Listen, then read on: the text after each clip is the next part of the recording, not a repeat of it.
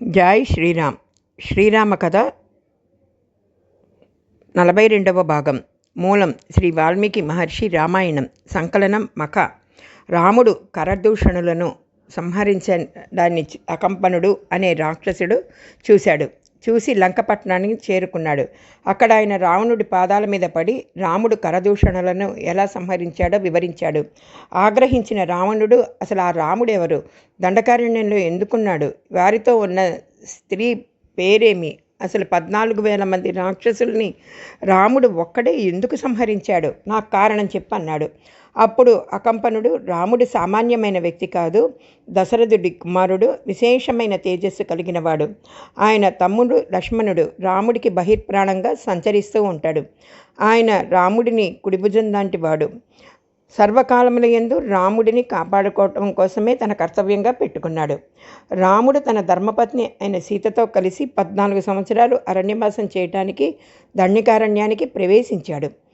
తాపసులైన ఋషులు రాక్షసుల చేత తాము పొందుతున్న బాధలని రాముడికి చెప్పుకుంటే, మీకు శత్రువులైన రాక్షసులు నాకు శత్రువులే, కనుక వారిని సంహరిస్తాను అని ఆ ఋషులకు మాట ఇచ్చాడు. ఆ మాట ప్రకారం రాక్షస సంహారం చేసి దండకారణ్యంలో ఎక్కడా రాక్షసులు లేనటువంటి పరిస్థితిని కల్పించినాడు. ఆ రావణుడు తన బాణముల చేత ఈ భూమిని కుంగేటట్టు చేయగలడు, కుంగిపోతున్న భూమిని నిలబడేట్టు చేయగలడు, సముద్రాలను క్షోభింప చేయగలడు, పర్వతాలను కదపగలడు అని అకంపనుడు విశేషంగా రాముడి పరాక్రమాన్ని వర్ణించాడు. అయితే నేను ఇప్పుడే వెళ్ళి ఆ రామలక్ష్మణుల్ని సంహరించేస్తాను అని రావణాసురుడు అన్నాడు. అప్పుడు అకంపనుడు, మీరు తొందరపడి వెళ్ళొద్దు, ఎందుకంటే విశేషమైన వేగం కలిగిన ప్రవాహంలోకి ప్రవేశించడం మంచిది కాదు. ఆయన ముందు మీరు నిలబడలేరు. రాముణ్ణి సంహరించాలంటే ఒక్కటే మార్గం. రాముడి భార్య అయిన సీత చాలా అందంగా ఉంటుంది.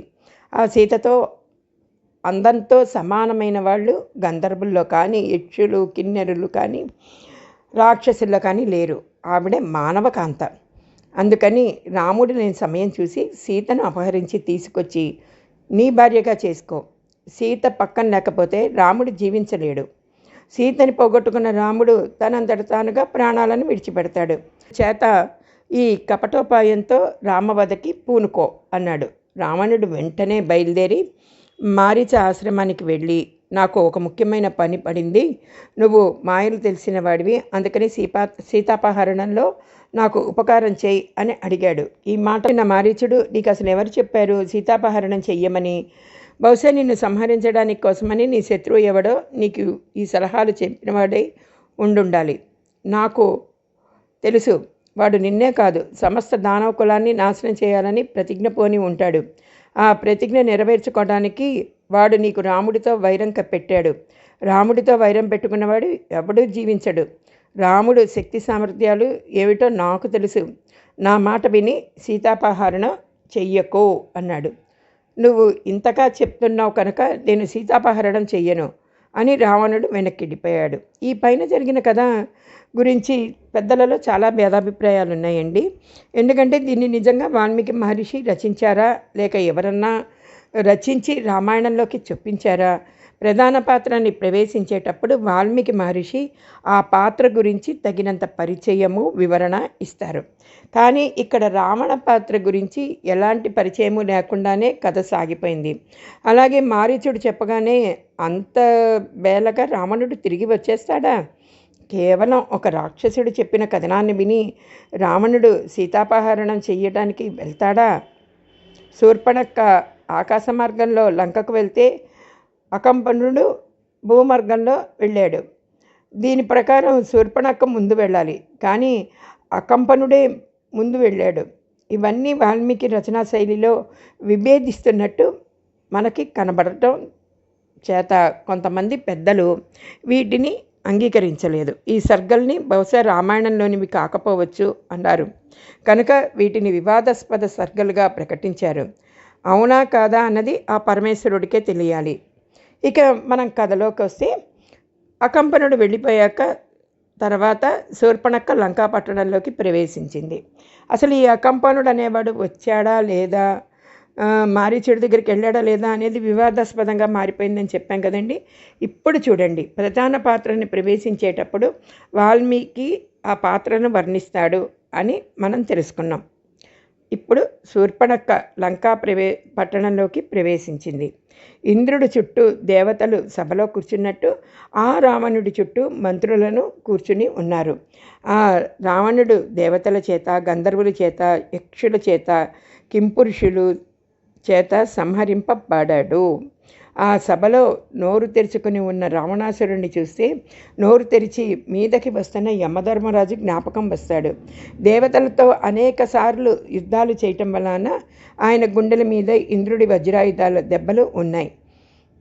అలాగే ఐరావతం తన దంతాలతో కుమ్మినప్పుడు తగిలిన గాయాలు కూడా కనబడుతున్నాయి. ఆ రావణాసురుడు 20 చేతులతో 10 తలకాయలతో విశాలమైన వక్షస్థలంతో ఉన్న మహావీరుడైన ఆ రావణుడు రాజులకి ఉండవలసిన లక్షణాలతో శోభిల్లుతున్నాడు. బాగా కాల్చిన బంగారు కుండలాలు పెట్టుకున్నాడు. విశాలమైన భుజాలతో ఉన్నాడు. తెల్లటి పళ్ళతో, పర్వతమంటి నోటితో ఉన్నాడు. శ్రీ మహావిష్ణువు యొక్క చక్రము చేత కొట్టబడినటువంటి తగిలిన దెబ్బలు ఆయన శరీరం మీద ఉన్నాయి. అలాగే మిగిలిన దేవతల ఆయుధాల గుర్తులు కూడా ఆయన శరీరం మీద కనబడుతున్నాయి అన్నమాట. ఎప్పుడూ ఆయన క్షోభించలేదు. ఆయన అప్పుడప్పుడు సముద్రాలను కలయి తిప్పుతూ ఉంటాడు. ఆయన అంటే రావణుడు. ఆ రావణుడు పర్వతాలని విసురుతూ వ్యాయామం చేసేవాడు. కావాలని వెళ్ళి దేవతలతో యుద్ధం చేసేవాడు. ఎక్కడైనా ఎవరైనా ధర్మపరంగా ఉన్నారు అంటే వాళ్ళని హింసిస్తాడు. ఇతరుల భార్యల్ని బలవంతంగా తీసుకొచ్చి అనుభవించటం ఆయనకి చాలా ఇష్టం. అలాగే ఆయనకి అనేక రకమైన అస్త్రాలను ప్రయోగించటం తెలుసు. ఆ అస్త్రాలను ఉపసంహరించడం కూడా తెలుసు. ఎవరన్నా యజ్ఞాలు చేస్తుంటే తనకున్న శక్తితో ఆ యజ్ఞాన్ని ధ్వంసం చేసేవాడు.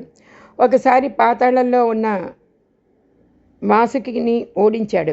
అలాగే తక్షకుడి భార్యని తీసుకొచ్చి తన భార్యగా పెట్టుకున్నాడు. కైలాసంతో కుబేరుడు యుద్ధం చేసి ఆయన దగ్గర ఉన్న పుష్పక విమానాన్ని తెచ్చుకున్నాడు. కుబేరుడు స్వయంగా రావణుడికి అన్నయ్యేనండి. అంటే కాకపోతే కుబేరుడు మొదటి భార్య కొడుకు, రావణుడు రెండవ భార్య కొడుకు అన్నమాట.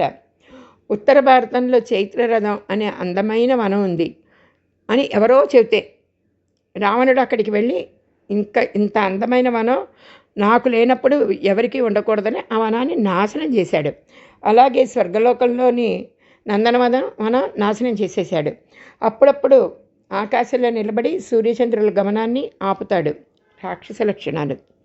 రావణుడు బ్రహ్మదేవుడి కోసం 10,000 సంవత్సరాలు తపస్సు చేశాడు.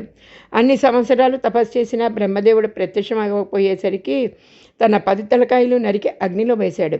అప్పుడు బ్రహ్మదేవుడు ప్రసన్నమై ఏమి కావాలో కోరుకో అని అడగ్గా నేను పాముల చేత, యక్షుల చేత, గంధర్వులు, కిన్నరులు, కింపురుషుల చేత ఎవ్వరి చేత నాకు మరణం కలగకూడదు అని అడిగాడు. కానీ రావణుడు మనుషుల చేత మరణించకూడదని అడగలేదు. యజ్ఞములలో దేవతలకి సమర్పించే సోమరసాన్ని ఆయన అపహరించేవాడు. ఎక్కడన్నా యజ్ఞం పూర్తవబోతోందనగా అక్కడికి వచ్చి ఆ యజ్ఞాన్ని ధ్వంసం చెయ్యటం రావణుడికి బాగా ఇష్టం. సర్వకాలమున యందు దుష్ట ప్రవర్తనతోనే ఉంటాడు. ఒకసారి రావణుడు కైలాస పర్వతాన్ని లేపాలని చూస్తే పరమశివుడు తన బొటనవేలుతో ఆ పర్వతాన్ని కిందకి నొక్కాడు. అప్పుడు రావణుడి 2 చేతులు ఆ పర్వతం కిందనే ఉండటం చేత రావణుడు గట్టిగా అరిచాడు. ముల్లోకాలని భయకంపితుల్ని చేసే విధంగా అరిచాడు కనుక, రవం చేశాడు కనుక ఆయనకి రావణ అని పిలిచారు. రావణాసురుడు సర్వలోకములను ప్రాణులకు భయంకరుడు. అలాంటి రావణుడు మంత్రుల చేత పరివేష్టితుడై ఉండగా శూర్పణఖ భయపడుతూ ఆయన దగ్గరికి వెళ్ళి, నువ్వు ఎప్పుడూ గ్రామ్యమైన భోగములను గురించే అనుభవిస్తూ ఉండాలి అనుకుంటావా? అంతేకాని కామానికి, క్రోధానికి వసుడివైపోయావు. నీకు రాజ్యపాలన మీద ఇష్టం లేదు. సరైన గూఢచారుల్ని నియమించుకోలేదు. నీ రాజ్యంలో ఏమి జరుగుతుందో నీకు తెలియటం లేదు.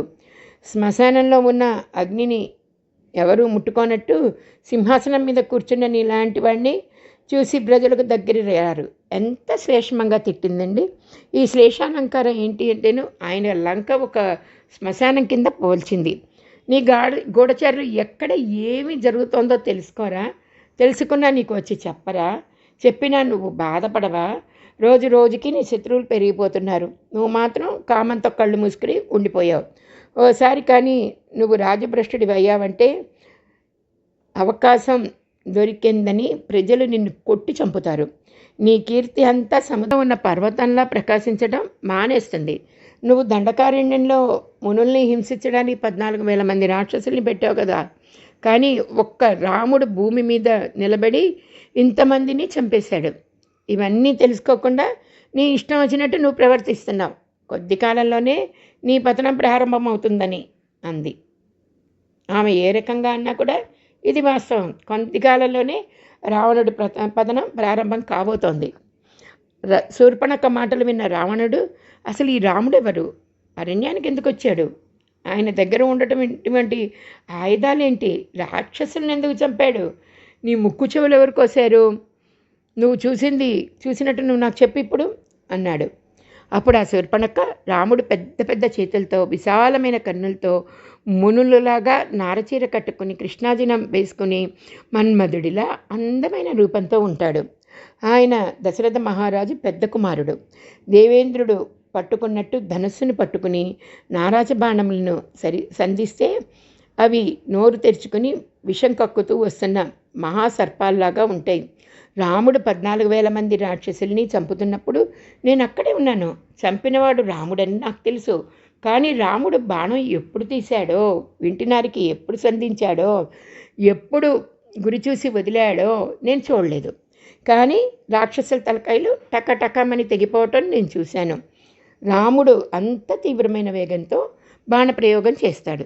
రాముడితో గుణముల యందు తేజస్సులు యందు సమానమైన వాడు ఆయన తమ్ముడు లక్ష్మణుడున్నాడు.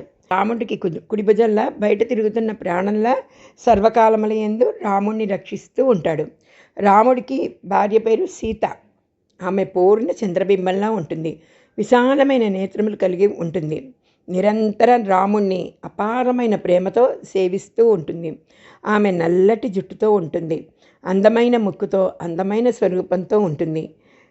ఎంతో కాంతివంతంగా ఉంటుంది. ఆవిడ సాక్షాత్తు ఇంకొక శ్రీలక్ష్మిలా ఉంటుంది.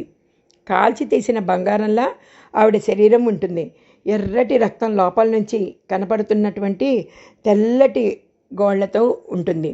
పద్మం లాంటి ముఖంతో సన్నటి నడుముతో ఉంటుంది. ఆవిడ గంధర్వులకి, యక్షులకి, కిన్నెరులకి, దానవులకి చెందినది కాదు. ఆమె కేవలం నరకాంత. కానీ ఈ భూమండలంలో నేను ఇప్పటి వరకు అటువంటి సౌందర్య రాశిని చూడలేదు. సీత ఎవరిని గాఢలింగనం చేసుకుంటుందో, ఎవడు సీతకి భర్త అనిపించుకుంటున్నాడో వాడు ముందు లోకంలో ఉన్న ఐశ్వర్యాన్ని పొందినవాడు. వాడు ఇంద్రుడితో సమానమైన కీర్తి గడించినవాడు. నాకు ఆ సీతను చూడగానే ఈమె మా అన్నయ్యకి భార్య అయితే ఎంత బాగుంటుందో అనిపించింది. అందుకని నేను సీతను తేవడానికి ప్రయత్నిస్తే ఆ లక్ష్మణుడు నముక్కు చెవులు కోసేశాడు. అన్నయ్య, నువ్వు కానీ సీతని చూస్తే మన్మథ బాణాలకి వసుడైపోతావు. నిజంగా నీకు సీతని భార్యగా చేసుకోవాలని ఉంటే ఇంకా ఆలోచించకుండా వెంటనే బయలుదేరు.